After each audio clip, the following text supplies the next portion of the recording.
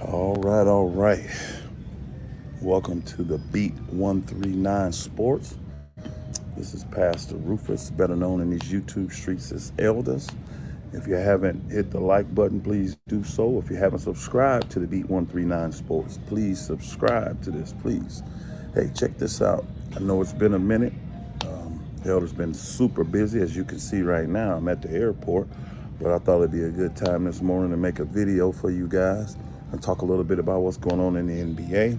All of you know that I'm a big-time Laker fan, and the Lakers have kind of bounced back a little bit and won 3 straight games. They went on a road trip here, a 6-game road trip, and they won 4 out of 6. They beat the Boston Celtics without their superstars, Anthony Davis and LeBron James. Then they also came right back after beating Boston and beat a really tough, physical New York Knicks team in New York. LeBron James showed out in that game, as a few other players did. Then they finished up their road trip by beating Charlotte last night. Pretty much everybody showed out. Anthony Davis had a triple-double, shooting 75% from the field with a triple-double. I think he had 25, 15, and 10. So Lakers are doing good right now. We'll see what happens here at the trade deadline. I know my boy Kareem from the Kareem Report put a report out saying that he believes it's a 98% chance that the Lakers are going to do a trade. We will see if that takes place. People like Zach LaVine being hurt for the rest of the year, Joel Embiid possibly being out for the rest of the year, could have Vando for the Lakers possibly being out for the rest of the year. Those could have major effects on a lot of these teams. What I'm looking and seeing in the NBA, because you got this thing called the play-in tournament, you already had really over half the teams making the playoffs anyway. You got 30 teams in the league. 16 teams make the playoffs, right? But now what you got this play-in tournament, that also adds another 4 teams that have a chance to get in. So when you take that, now you got 20 teams that have an opportunity. Plus, you got a bunch of teams that are right there close to making a play-in. So really, you only get like 4 or 5 teams that don't even have a shot to make the playoffs.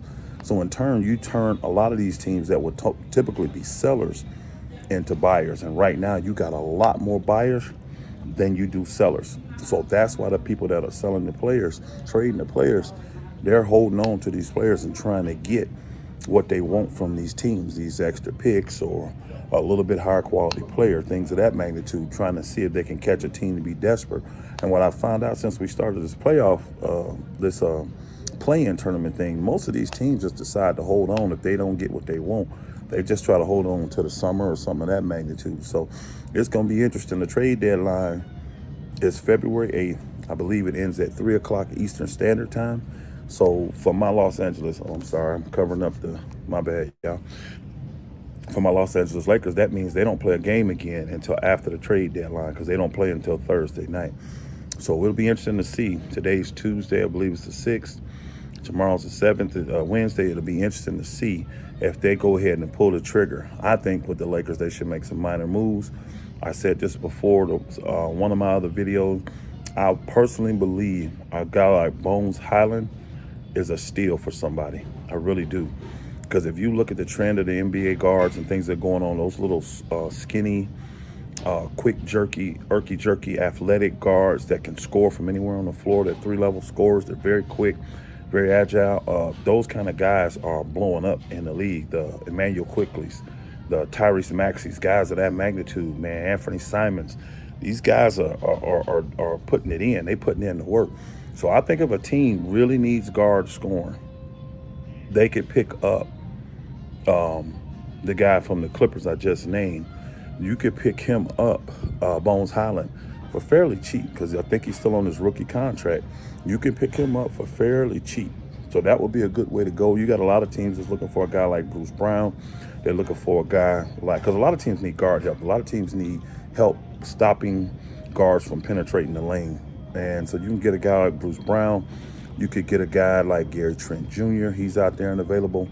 I'm sure those guys down in Orlando may be looking to trade somebody down there.